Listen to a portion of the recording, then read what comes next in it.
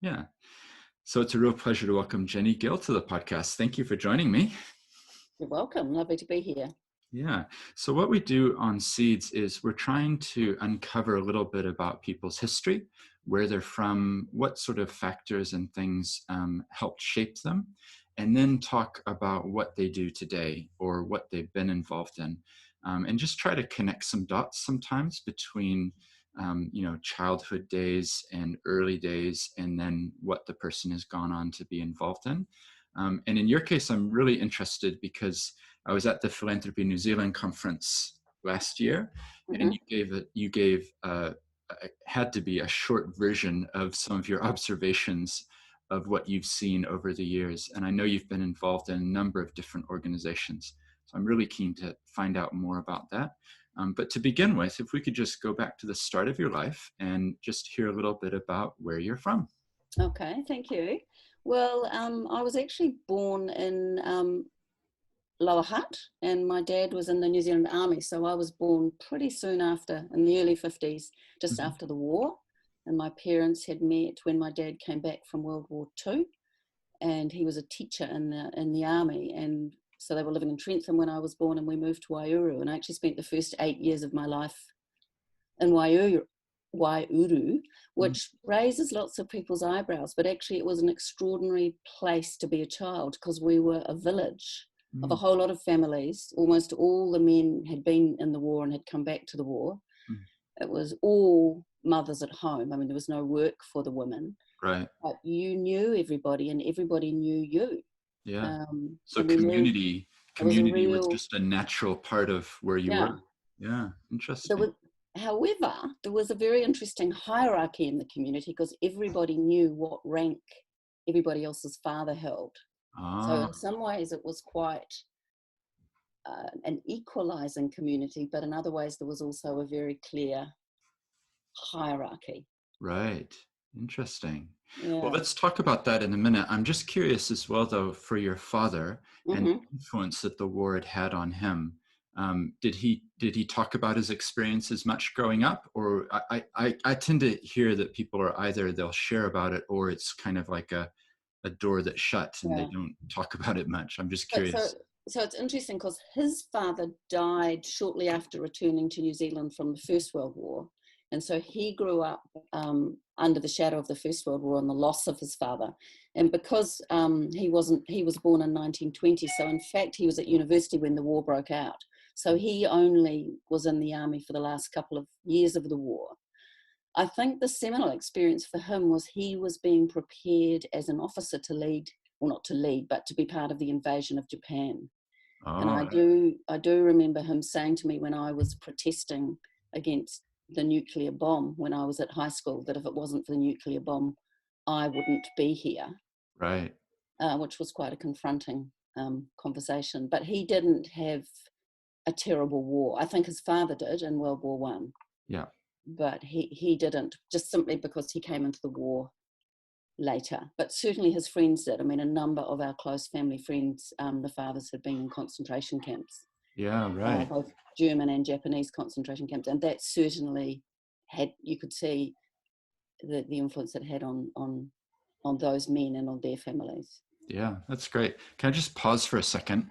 Do you mind turning off? I think you may have an email notifications coming in, like a little beep. I just heard it a couple times, and it comes through in the audio, so it's all fine, but I try to keep it as clean as I can. And I'll try to keep my kids are outside, so I try to keep them quiet as well. But I want to pick up on that point that you just made, because I had a similar experience. Oh, interesting. Yeah, I'll tell you in a second.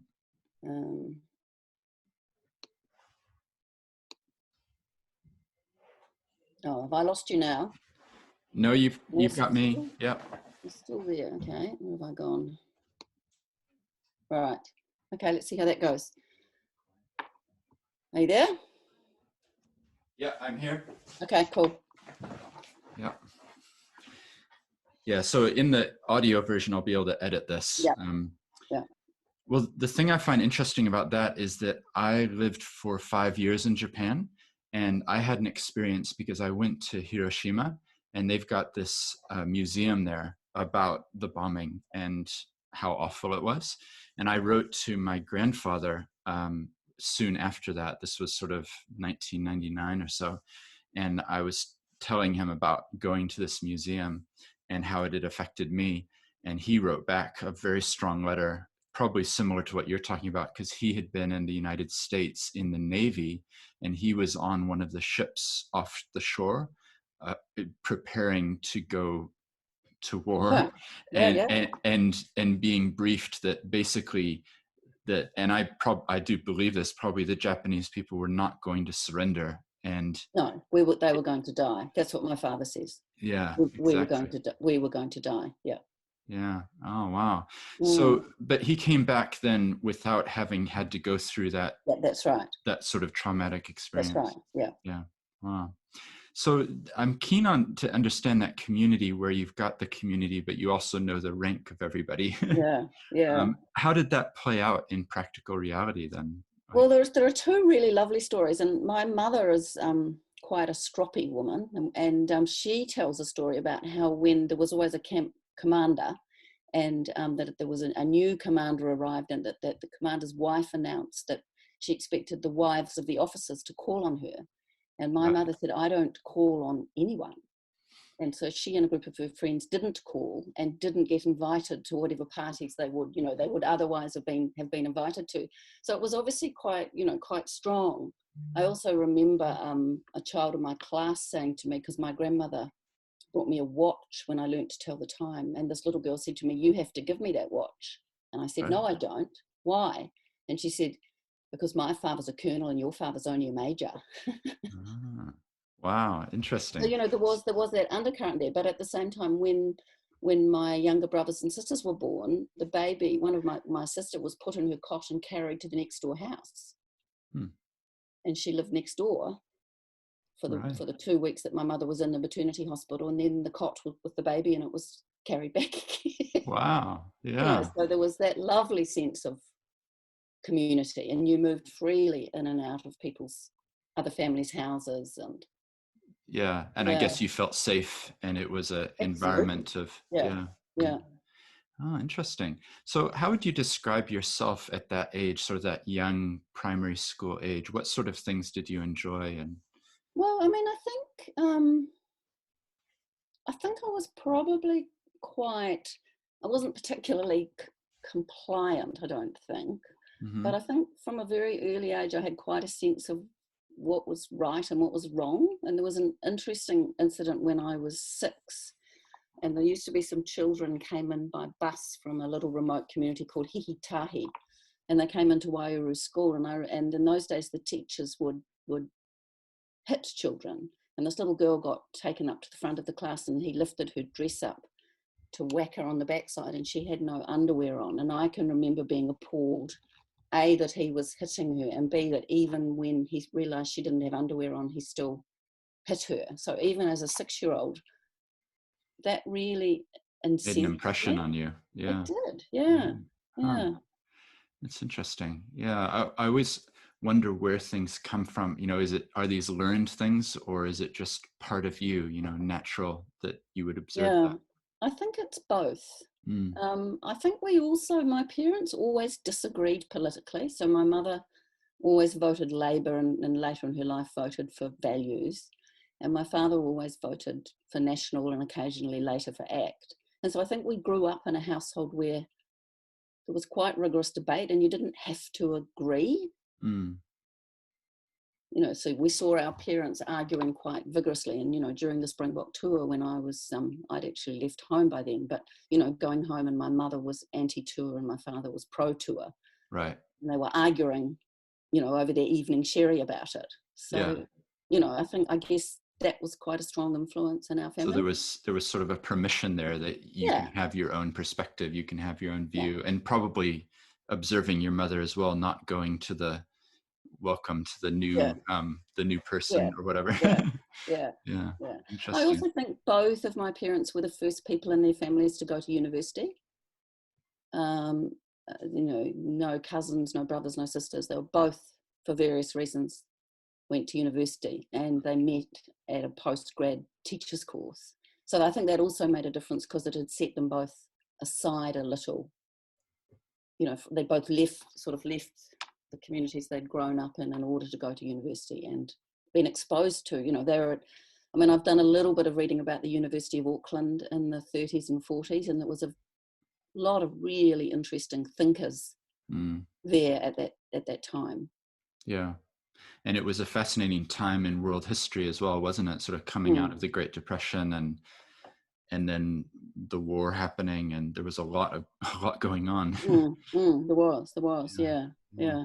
And so for you, as you're getting towards, through your high school years, did you stay studying in that area, or did you, was there boarding schools or something like that? So the other really interesting thing my family did was my parents didn't want us to go to boarding school. So unlike most army families who moved around a lot, we moved to Wellington, and my father took a desk job in Wellington. Okay. And I ended up going to Onslow College, which at the time was one of the more radical co-educational secondary schools in New Zealand. So I then, as a secondary school student, got exposed to a lot of really interesting teachers and quite an unusual educational environment, I think. Right. I don't know much about that school. So what had shaped it to become like that? Was the influence of a certain person, or just it?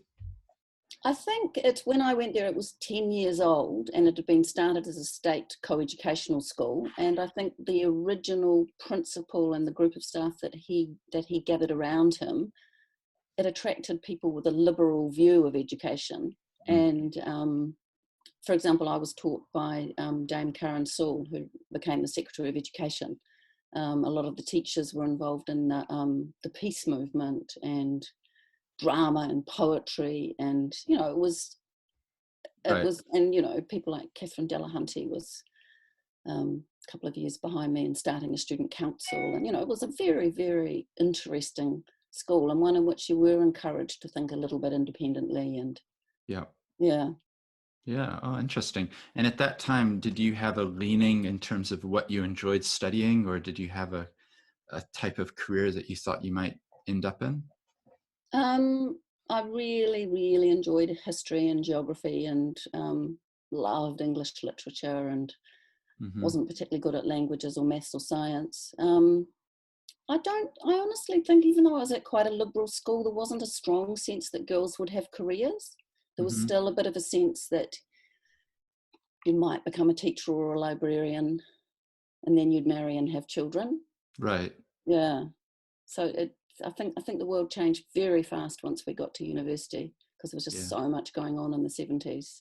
Yeah. Well, why don't you take us through that period of your life and describe what that was like? What was university like? It was a time of rapid change, right? It was. I mean, when I first went to the university, so I went to Victoria University, I mean, some young women were still expected to wear kind of twin sets and pearls. And within, a year we had, Woodstock had just happened, and all of a sudden people started, letting their hair grow long, and, it was just that whole kind of flowering of independent thought. And I think the other thing that was interesting about that time was there wasn't much internal assessment, so it was only exams at the end of the year. Right. So people like Germaine Greer would come to campus, and the whole university would stop and listening to Germaine Greer. So you lived in, and we demonstrated against the Vietnam War was going on, issues around abortion, and many of your lecturers were also involved in those issues. Right. And leading some of those movements. So it was very much a time where you were thinking about the status quo and studying sociology, for example, or anthropology, fed into your thinking. And did you have a sense that there was a connection between what you were thinking and doing and, say, what was going on in America or other parts of the world? Like you mentioned, Woodstock, for example, is kind of an emblematic moment in time. But was that something that it was like we're part of a global thing, or? Not very much so. Yeah. Very, very much so. Yeah, very much so. Very aware of it. And of course, music was taking off, and absolutely. Yeah. Yeah. So what did you end up studying at university? So I ended up majoring in sociology and really loved it, but wasn't particularly academic. I mean, I think I really enjoyed it, but it wasn't particularly academic. I mean, I got a perfectly respectable bachelor's degree. And then I got married very young, as one often did in those days, and I'm still married to the same person. And we moved up to Auckland so that he could study engineering. And I ended up, after a couple of years, actually going to Teachers College and taught in South Auckland. And I'm really glad that I went down the teaching track. I only taught for a year, but I learned a lot about myself, and I learned a lot about South Auckland and communities and what was playing out in South Auckland back then. So you mentioned you learned about yourself through that teaching. What sort of things did you learn? Well, I think the interesting thing about the Teachers College education was there was a much stronger focus than in university, actually, about self-expression. So, I did art for the first time because as a primary school teacher, you were supposed to teach art. And right. So in order to teach the kids, you need to know something about this, and therefore you learn a new skill. Yeah. And I think the group of teachers that we had at Auckland Teachers College in those days just really encouraged you to think about yourself and what your values were and how you would be, what you would be presenting, not presenting, but what was it you were going to be taking into the profession. And there wasn't a lot of formal assessment. It was much more a year of kind of development and discovery. And we got very passionate. At the time, the Summerhill, A.S. Neil's Summerhill School was in England and very prominent. So we engaged in a lot of conversations about education and what's the purpose of education and what's your role as a teacher. And so in a way, it sounds like it helped you to articulate your own mission or the reason that you were there. It did. And then, of course, when I hit the classroom, it was a completely different story, and I was completely unprepared for being a teacher in what you would now call a low decile school. Right. And for various reasons, I only taught for 1 year. I actually found it far too constraining, I think, so that the sort of idealism of Teachers College didn't match the reality of the classroom. But that community that I taught in is the community that's now really being hit hard by things like COVID and unemployment, and so I did get an extraordinary insight into that community in that year, and I'll forever be grateful for that. Because it will never be just that place over there. It was a place that you knew and you were involved, and you knew the kids, you talked with the parents. Yeah, and it was, that's right. Yeah, interesting. Well, just to finish off that bit about what you learned through the process, I'm quite interested in that, because I've been reading the book by Brené Brown, Dare to Lead, it's called. And one thing that she says is it's important to articulate what you're here for. What are your values? And I think sounds like that's in a way what you were doing through that year of working out, what am I doing and what do I want to contribute? Yes, I think so. And I think in that sense, I'm very much a product of, having gone to Sunday school as a 6-year-old, having gone to, liberal co-ed school, being at Victoria University in the 70s, it all builds. It doesn't come out of nowhere, I don't think. Yeah. Well, that's what I find with the podcast, because I've interviewed more than 170 people, and you start seeing these threads that go through a life, and then you realize, there's so much behind the titles and the descriptions of what they do, the parents and the education and all the other things as well. Yeah. So you get to that end of the year, and did you know quite clearly, this isn't for me, I want to try something else? Or I did. And we had been very involved in Corso, which was then New Zealand's sort of preeminent aid organisation. So we'd been involved as volunteers, and I got offered a job over the summer holidays. And it was a no-brainer, and I walked away from teaching, without looking back. Yeah. Oh, interesting. Yeah. So what happened next? So then I worked for Corso for a few years here in Auckland. So Mm-hmm. I'm living in Auckland by then. And that was very interesting. So we were fundraising for overseas projects, and we started as an organisation a conversation in New Zealand about poverty in New Zealand. Oh, okay. And the end result of that was Robert Muldoon was the Prime Minister at the time, and he was so incensed by Corso talking about poverty in New Zealand and starting to fundraise for poverty in New Zealand that he took away the tax status that Oh, Corso had, really? which of course is the That's most quite personal. perfect. It's a perfect way to kill a not-for-profit organisation, Yeah. is you take away their tax status. Wow. But it was so prescient when you look back on it now, Mm. because we'd kind of grown up in New Zealand, I think, with a myth about egalitarianism and equal opportunity, Mm. and then when you start to lift the cover and look at what was happening in communities in Northland and places like that. And I guess you'd had the practical introduction through the teaching. You'd Yeah. actually seen some of these issues, and you'd seen real poverty. Mm, mm. Yeah. Ah, interesting. And what year are we talking about then? This is sort So of I was earlier mid working, I was 70s? working for Corso, yeah, in the mid-70s, yes. Yeah. Yeah. Ah, well, of course, the words that we use today or recently is sort of the wellness, right? The looking beyond just the numbers, but actually looking at other factors as well. How do you measure the health of communities? So Yeah, yeah. I'm sure we'll circle back to this.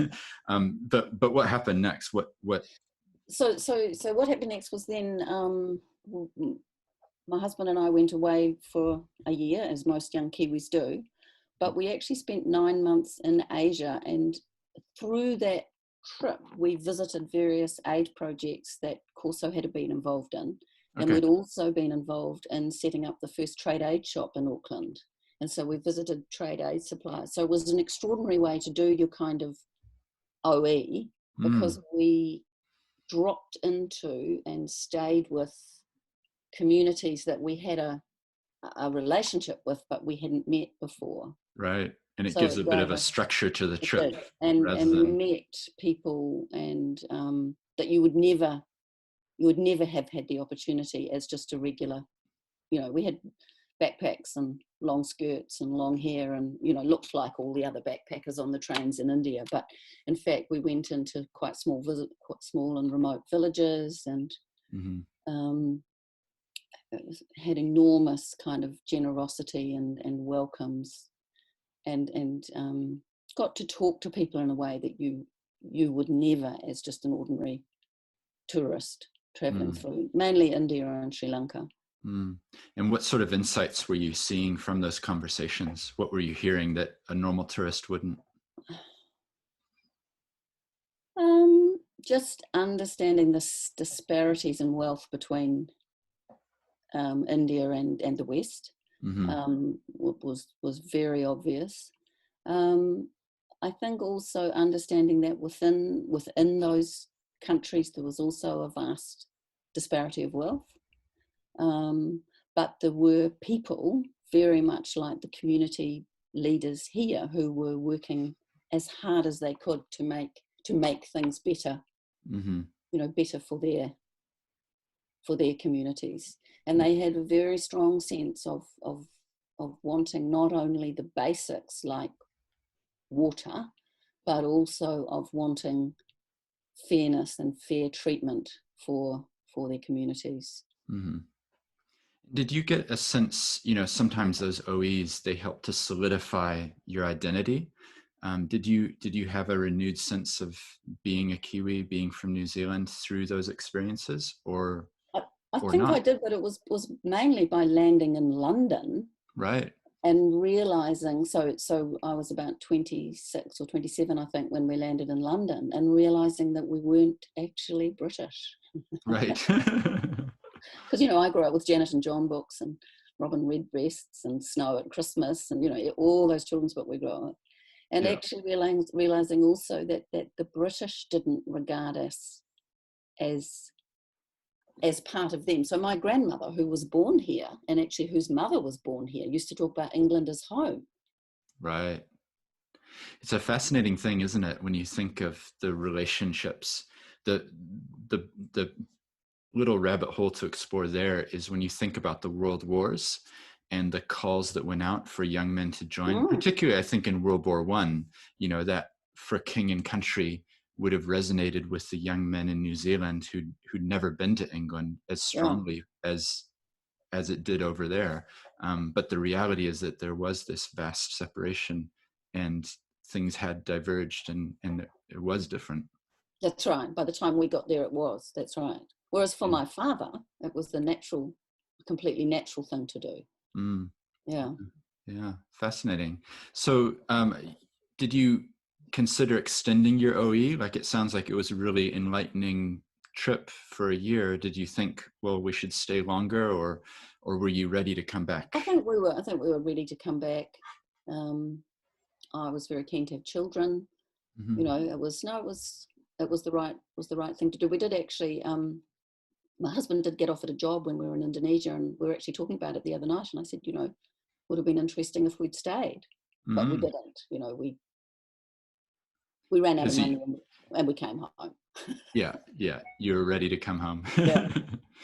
Yeah. Yeah.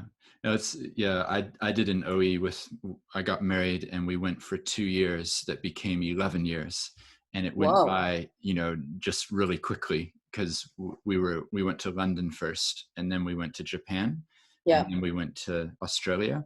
So every destination was quite different, and we really loved it, but it was almost the snap of the fingers. And is that really a decade? Yeah. So it can happen easily if you're not careful. The time goes by. Yeah.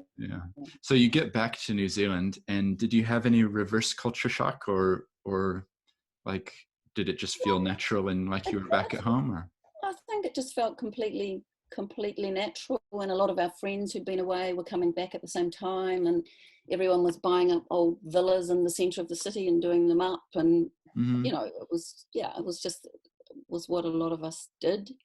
And we had, sorry, I've got these things coming in. It's okay. Yeah. I can't turn them off. So, it just felt like the right time. The right time, the right thing to do. Yeah. Yeah.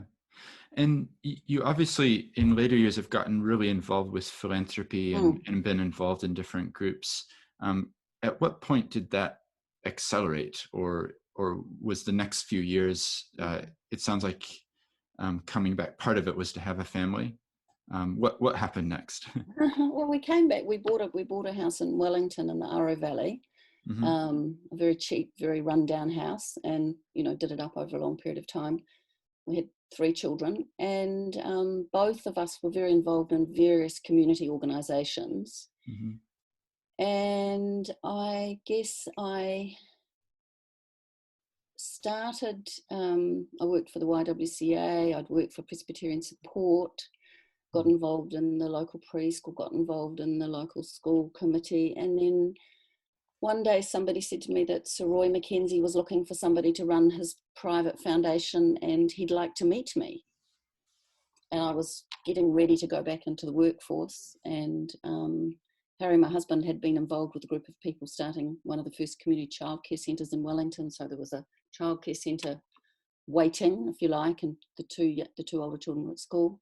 And I went down to the James Cook Hotel to meet Sir Roy Mckenzie, and walked out of his office with a job. So that was really interesting. And then I started working for him in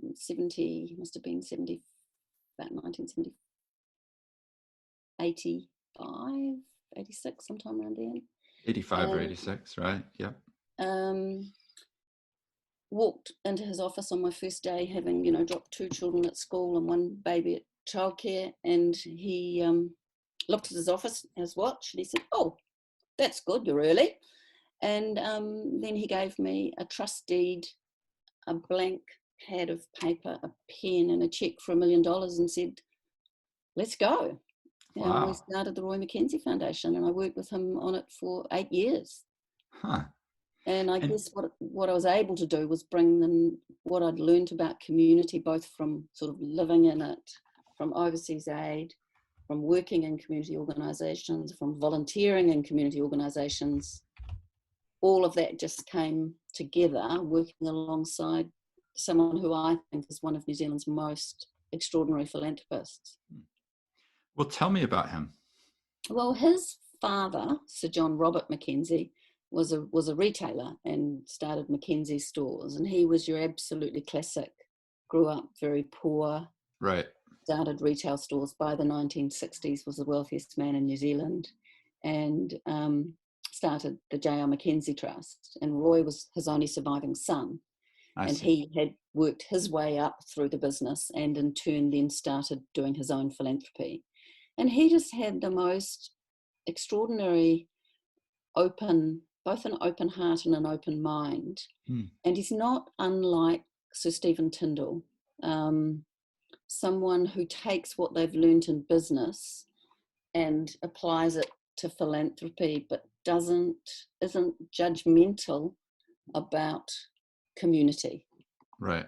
A very strong ear for the least privileged, but also wanting to find solutions, which I guess is what makes entrepreneurs like Sir Roy and Sir Stephen so successful.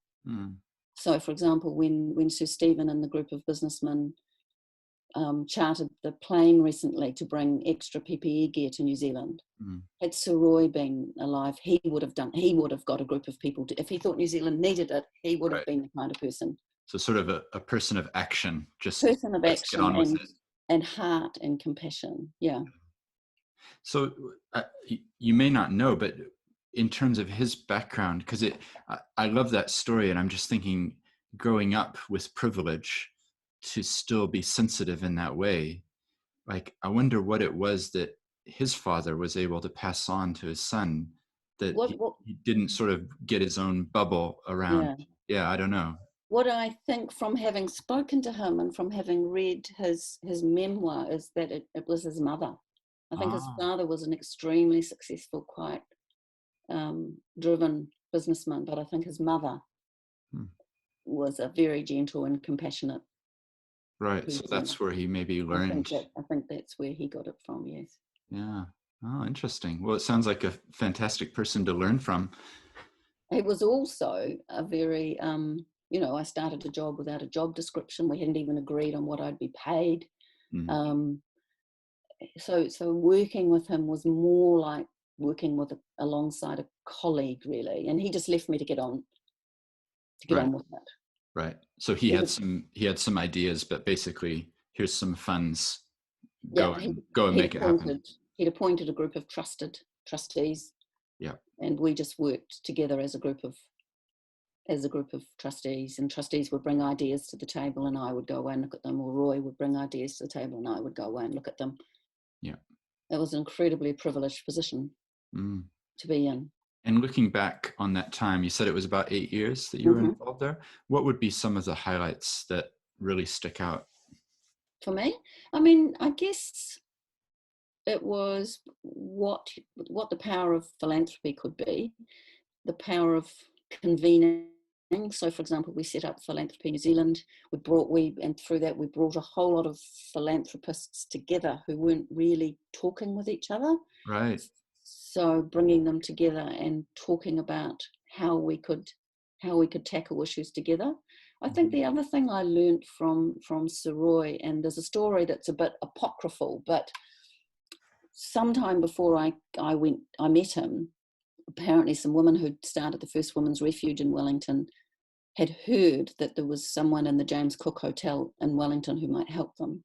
So they made their way into his office in the James Cook Hotel and asked him for $1,500.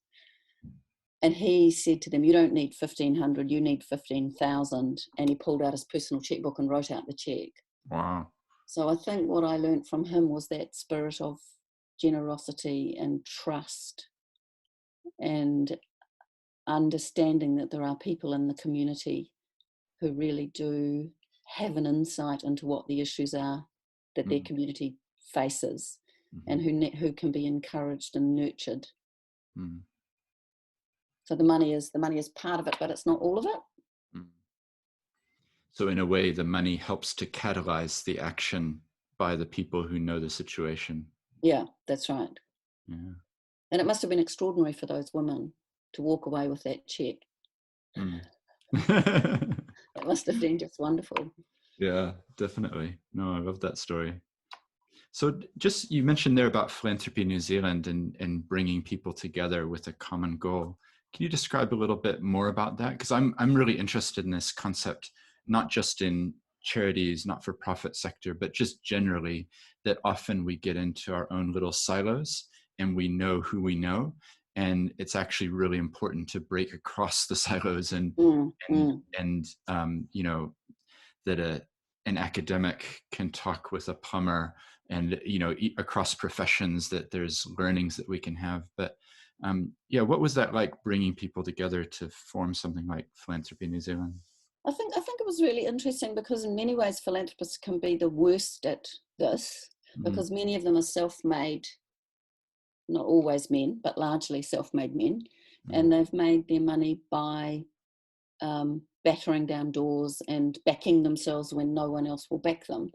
And so the challenge, I think, when you bring a group of people like that together is to get them to see how, if we all work together rather than in competition with each other, we can achieve something that's greater than the sum of the parts, really. And also, I think that at the time that we set up Philanthropy New Zealand, I think I was probably the only person working in philanthropy who wasn't a former company accountant or company secretary. So there was the beginnings of that recognition that in order to do philanthropy really effectively, that there was a role for, if you like, professionals who might bring a slightly different lens to the process of making philanthropic grants and entering into relationships.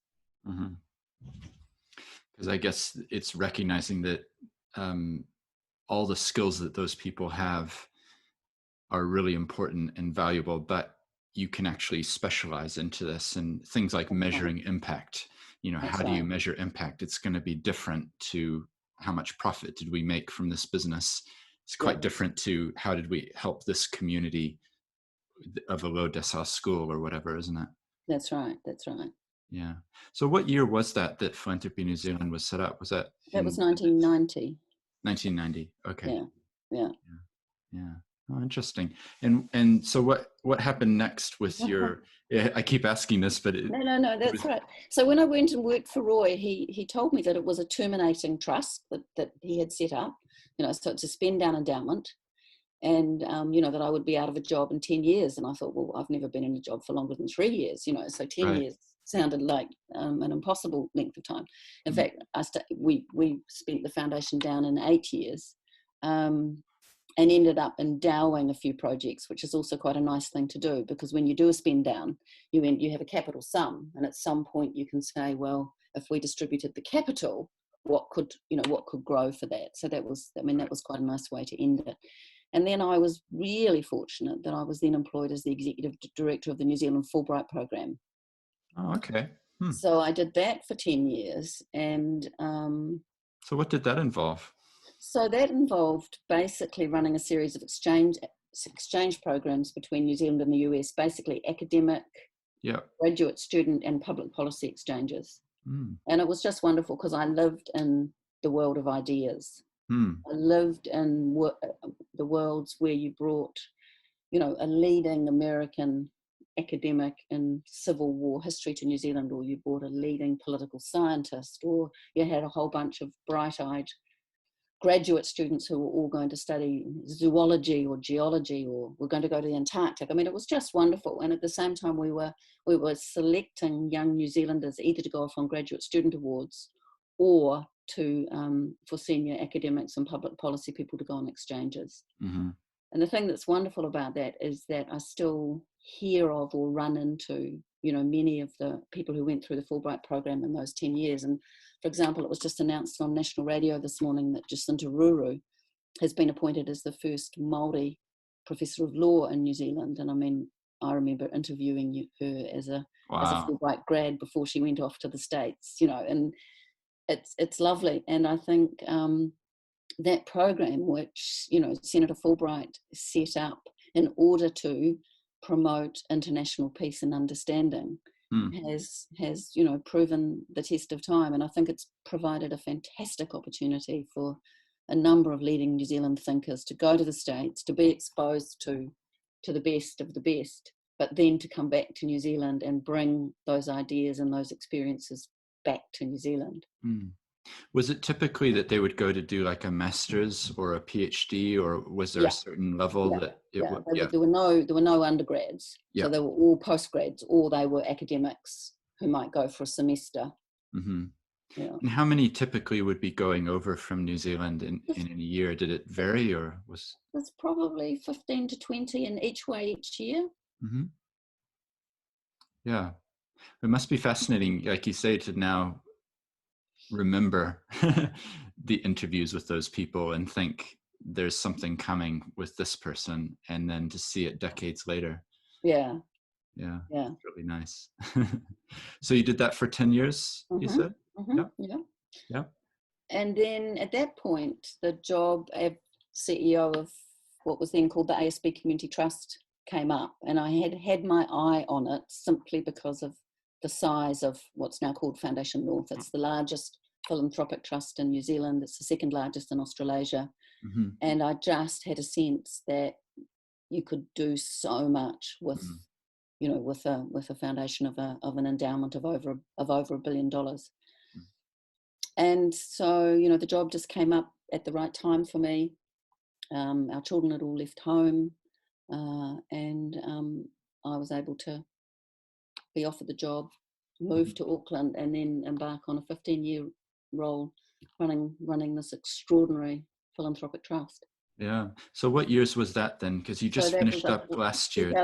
2004 to 2000. I finished up last year, Yeah. 2019. Yeah. So, and when you first joined, what sort of things was it involved in, and then how did it change over How time? did it change?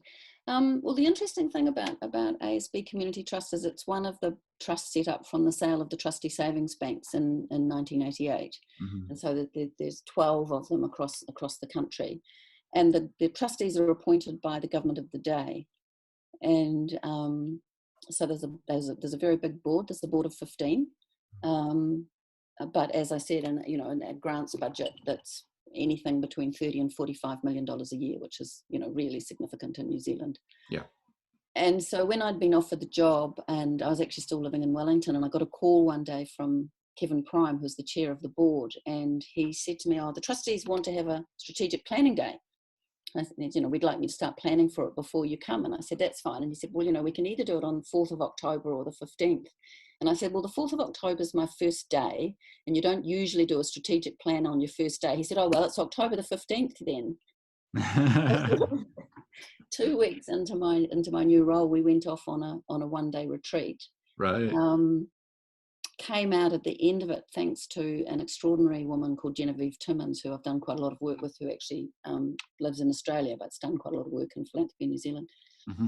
And at the end of that day, we came out with basically the framework of a strategic plan that we then set about implementing, and over about probably a 5-year period, just slowly worked through the portfolio of the different areas where grants were being made, and commissioned a number of pieces of research, which is something I don't think anyone in New Zealand philanthropy had done before, where we just looked in depth at what are the issues, for example, in the environment in Auckland and Northland, what are the issues in education, what are the issues in health, what are the issues in sport and rec, and then kind of worked with the board on honing those down and slowly making the funding more strategic, more proactive,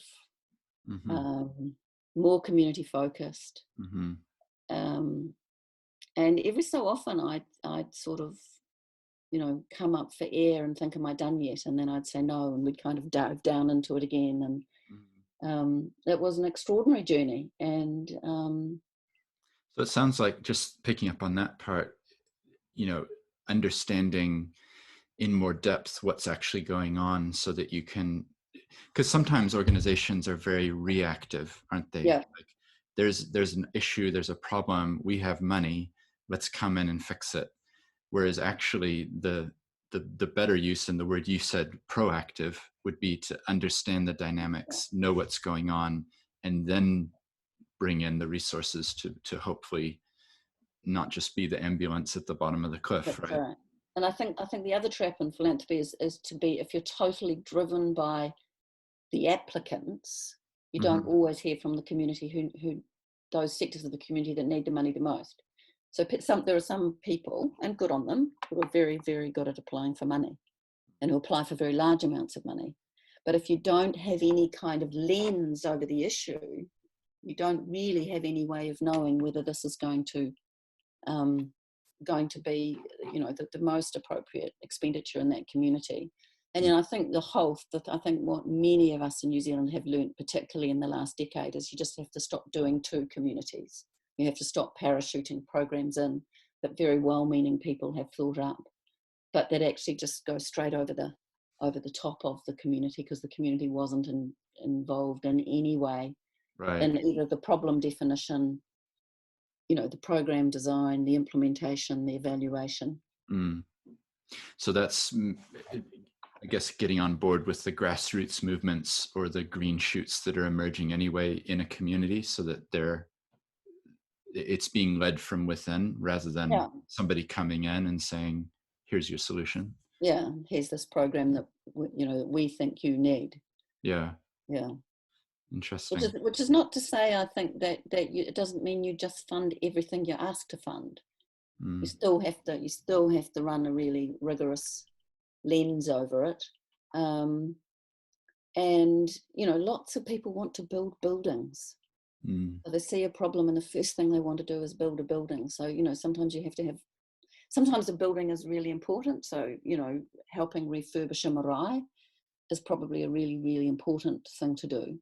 Mm. But building a new school hall may make no difference to the educational outcomes of a community. So you have to be able to think really Mm. clearly and really deeply about what's the issue we want to address, and is this the best way Mm. And to I do guess it. that comes back to that word strategy and having the longer term vision, because it would be easy to put in an annual report, here's a picture of the building that we built, and now everything's much better. In a way, the harder answer would be, there's now a mentoring program, which means that these children have people that they're going to be connected with for the next 15 years, and there's no immediate result, but there's a lot of seeds that are being sown through a program like that. But you can't, it's not a glossy picture in That's the, right. yeah. In the annual report, absolutely. Yeah. Yeah. Interesting. I'm also keen, because you would have done a lot of this. You mentioned the strategy day away. What insights have you got in terms of what makes a good strategy, and how can organizations think proactively about that? What are the elements that they need to bring in? Because we have a lot of listeners from across a wide variety of businesses and entrepreneurs and charities and not-for-profits and philanthropists as well. But in your experience, and also having provided funding for a number of organizations, what are some of them missing when it comes to that strategy element? Well, I've also done quite a lot of strategic planning with other philanthropic trusts over the years. People have invited me in to do it. And what Mm-hmm. often strikes me when I go into, say, a philanthropic trust, is people really don't know what they don't know. So their assumption is, because they live in a community, they know that community and they know what the issues are, or the problems are, or the priorities should be. Mm. So the way I've kind of developed the strategy work that I do now is, first of all, you have to take your group of decision makers, whether they're staff or trustees or a mixture of both, through a process of really looking at their community. And sometimes it's just looking at data. Mm. Sometimes it's just looking at what are the health issues that face this community? What's the educational achievement compared with another community? Mm. Because otherwise, I think people tend to operate on on assumptions that are well-meaning but completely invalid. And I think particularly in New Zealand, most recently, is working with a board on finding a way to hear the voices within their community. Because you can do a most beautiful strategic planning exercise on a whiteboard, and you can come up with a lovely plan, but at the end of the day, it may be no relationship to what happens actually in that community, or what the community's needs are, and how you address them. So things like talking about who really are the stakeholders of this organisation, and it isn't always the people that speak loudest. So finding a way of hearing those voices and incorporating those voices. Yeah, filtering through all the voices, right, and hearing. And I guess what you're talking about is the skill of listening, being able to listen to the communities, the individuals, and then actually hear what's going on. Do you have any tips about how to be a good listener? If you're collating that, is there a way that you found is effective? Do you have to send people out to go face to face or door to door, or surveys, or how would you go about doing that process? I think in many, say for example, the community I probably know best are communities in, say, South Auckland or in Northland, which are predominantly Māori and Pacific, and you need to go into those communities with Māori and Pacific staff and trustees and meet with them on a marae or in a church, and behave in a way that is one hopes culturally appropriate, and learn to listen to the issues that are articulated by those communities, and go on a journey. I think we've learned a lot in philanthropy about how we can engage with Māori or with Pacifica, or increasingly with refugee and migrant communities in Auckland. And I think just learning to take it quietly, and not to assume that you know the answers. Yeah, maybe leaving the space, let the question sit for a while, and don't fill it up with what you think. Yeah. But let other people speak. And understanding that if you're invited onto a marae, it may take half a day before you have a conversation, and that's an important way to spend the time in order to engage with that particular community.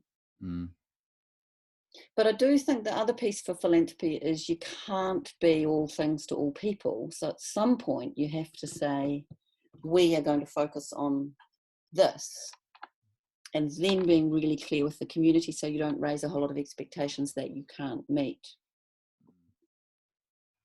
Yeah. So I think it's quite valid for you to go through a strategic planning process, and at the end of the day, be clear with the community about what your priorities will be. And then move within those parameters, because we're not the Bill Gates Foundation. We don't have that kind of access to resources. I'm on the Vodafone New Zealand Foundation, which is the corporate, the foundation for Vodafone New Zealand, and we have an annual budget of $2 million. And the Vodafone Foundation, before my time, made a really clear decision about focusing on at-risk or high-need youth. And so there are a whole lot of other projects that people would like to come to that foundation for help, but they're not eligible, and that's actually fine. And it's important that particularly small foundations are really clear about what their focus areas are, and then you're being clear, you're being transparent, you're not wasting anybody's time. It's stimulating so many thoughts here. That's why I'm wondering where to go next. But one of the things that you've said, and I think it's really interesting, I'm just thinking back to your 8 years with Roy, Sir Roy, and the fact that your mandate was to get rid of the money. Mm-hmm. It wasn't just set up like it will still be here 100 years from now. Yeah. One of the dangers I see sometimes, I'm not sure exactly where we're going to go here, but one of the dangers sometimes is that it feels like charities or groups continue to perpetuate and keep going because they've always kept going. Yeah. And I wonder sometimes if you kind of want to do yourself out of a job, don't you? Yes, you do. If you do it well, then you won't be needed anymore. But sometimes the apparatus can get in the way, and it Yeah. becomes more of a career thing, or it's always been, so it always will be. I don't know. Do you have any thoughts No, about that's that? absolutely right. When I was running the Fulbright program, we also helped with the Eisenhower fellowships, and an Eisenhower fellow came over to New Zealand and it was a lovely young woman who ran a food bank in Durham, North Carolina. And I sent her to the Auckland City Mission to meet the city missioner, and she came to my office absolutely stunned because she said in Durham, North Carolina, this young woman's KPIs were based on feeding more families and getting more food into the warehouse. And she just had a conversation with the city missioner, which was actually about getting people off food parcels. Right. So turn the problem on its head. And I'm sure the current city missioner would also say that, You want to do yourself out of a out job of a job. so that We we don't don't. want any more rough sleepers in Auckland. Yeah, exactly. Yeah. Yeah, yeah. Which I then guess it just picking up on that in terms of philanthropy, it must be hard sometimes for some organizations or philanthropists who have the funds. Like, how do you tell that you're not just perpetuating something that probably needs to be wound up or finish, and find new ways of doing it, or new green shoots that are emerging? I think that's where you have to move beyond just looking at the applications that came in over the web or that the postman brought to you.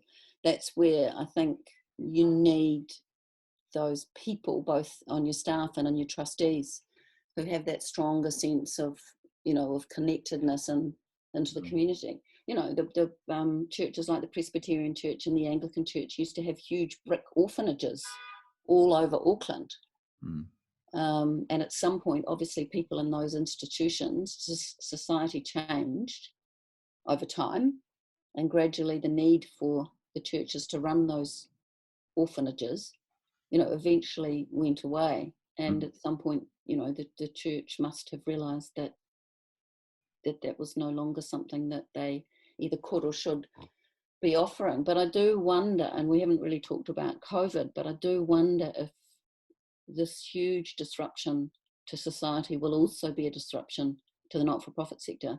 And if it isn't going to provide not only an opportunity but a necessity, but for groups and for different organisations in the not-for-profit sector to think about collaborations, mergers, because there is a lot of competition in the not-for-profit sector, and that becomes pretty obvious when the applications come out. I mean, the interesting thing is when you're sitting around the table of a philanthropic trust and you've got, it used to be literally a pile of applications. Yeah.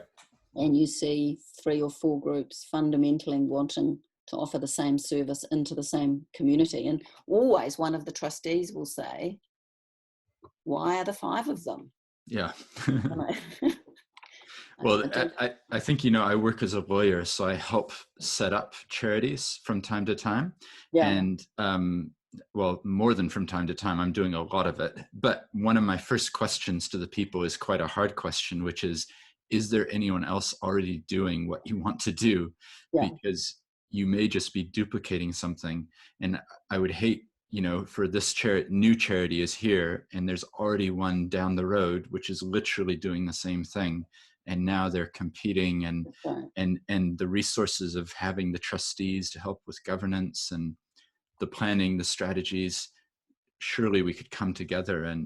But for better or worse, sometimes people are entrepreneurial, and the ego maybe gets in the way sometimes, and this is my thing, or this is the offering that I have to bring, which I respect. But I think as well, it's that question of, is there too much duplication? I think there'll be a big sort out. Yeah. In the next 2 to 3 years, probably. Yeah. Well, we had connected at Philanthropy New Zealand conference, well, in May last year, I think it was. And then just recently we connected again on some calls about what's the response to COVID-19 from the charity, NGO, community sector. And certainly there was a call today, and that was what we were talking about, is how can we be proactive here? How can we embrace the opportunities that are there, as well as all the negative things? What are the opportunities here? Mm, And one of the things people were saying is some groups have a huge increase in demand for volunteers, whereas other groups have a decrease in demand. So can we match up the groups somehow and say, well, you've got 15 staff and you no longer need that many, but this group here needs 15 staff, and how can we allocate people more efficiently to respond? that's good. I'm really pleased those conversations are happening. Yeah. Well, it has to start somewhere, doesn't it? You That's gotta, right. That's right. yeah, Yeah. look at the positives. Yeah. So just thinking back over your career and all the things that you've been involved with, is there any other messages or things that you'd reflect on that, I don't know, it's the classic question, but things that you wish you'd known when you first began in the philanthropy space, or things that you've observed over the years that you think we don't talk enough about? Mm. I think philanthropy is very precious, and I mean that in the positive way. And I think it's really important that it doesn't get sucked into what's essentially what the government can and must provide. You know, in New Zealand, the philanthropic sector is relatively small, Mm-hmm. and we have a welfare state, and this government is showing that the government can step in. And I don't want, I want philanthropy to keep on being innovative, being agile, being strategic, being proactive, and leading the way in terms of change, whether it's, you know, modelling change in the environment sector or the social sector or the arts sector. Mm-hmm. Um, Not getting into funding the status quo. Mm-hmm. Yeah, that's good. One of the things that I've been seeing a lot of recently is the rise of the term impact investing. Hmm. I don't know if you've been observing that as well, but that the idea that people might go to philanthropists or other groups that have money and not ask for $15,000 in a grant, but instead ask for $15,000 as an investment, and Yeah. that actually there will be some return back, so that the 15,000, you know, in a year or 2 years, you'll get it back with some interest, Mm. and then it can be reallocated to another person. So that's quite interesting to watch. I'm seeing quite a lot in that area or that space growing. I think it's got huge potential, and it's much more congruent, I think, for you know, generations younger than I am. It Mm, makes much more sense, I think, with the way that people in their 20s, 30s, maybe yeah, even 40s think. I do think it's absolutely the way of the future, and if it means that the capital eventually comes back, then it's the only logical way forward, really. yeah, I yeah, think it's very exciting.